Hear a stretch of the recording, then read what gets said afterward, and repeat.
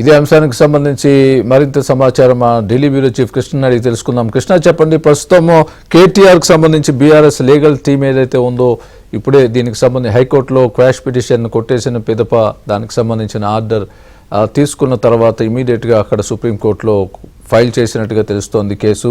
ఏ విధమైనటువంటి case file చేశారు, ఏ విధమైనటువంటి క్వాష్ చేయమని ఎలా అభ్యర్థించారు, ఆ పిటిషన్లో ఏముంది, మీ దగ్గర ఉన్న తాజా అప్డేట్ ఏంటి దానికి సంబంధించి? స్వామి, ఫార్ములా ఈ కార్ రేస్ కేసులో బీఆర్ఎస్ వర్కింగ్ ప్రెసిడెంట్ మాజీ మంత్రి కేటీఆర్ కు తెలంగాణ హైకోర్టులో ఎదురు జరిగింది. తనపై ఏసీబీ నమోదు చేసినటువంటి ఎఫ్ఐఆర్ ను కొట్టివేయాలంటూ కేటీఆర్ దాఖలు చేసినటువంటి క్వాష్ పిటిషన్ హైకోర్టు డిస్మిస్ చేసింది. హైకోర్టు ఇచ్చినటువంటి ఈ యొక్క తీర్పును సుప్రీంకోర్టులో కేటీఆర్ సవాల్ చేశారు. దీనికి సంబంధించిన వెంటనే విచారణ చేపట్టాలని కూడా ఆయన తన పిటిషన్ లో కోవడం జరిగింది.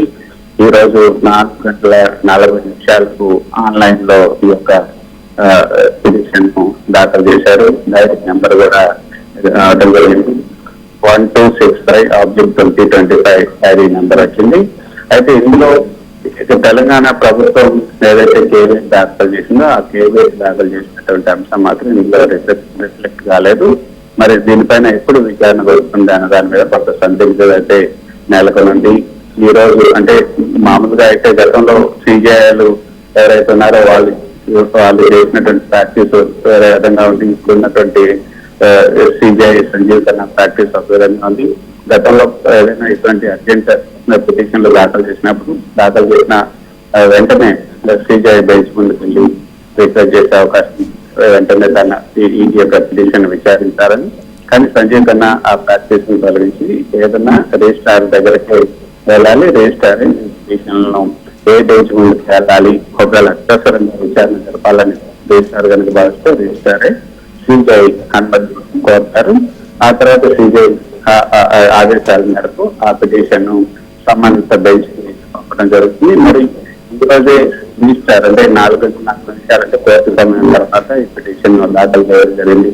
ఇది క్రిమినల్ కేసు, అరెస్ట్ అయ్యే అవకాశం కూడా ఉంది కాబట్టి కొంత అత్యవసరంగానే వినాలని కోరే అవకాశం ఉంది. కాబట్టి రిజిస్ట్రార్ కనుక వాళ్ళు చెప్పినటువంటి రీజన్స్ కి సాటిస్ఫై అయ్యి వెంటనే సిజేఐ కన్సల్ట్ అయ్యి సిజేఐ కనుక రిక్వెస్ట్ చేస్తే సిజేఐ రేపు దీనిపైన విచారణ జరగాలంటే దానికి సంబంధించి రేపే ఏదో ఒక బెంచ్ ముందు విచారణకు వచ్చే అవకాశం ఉంది.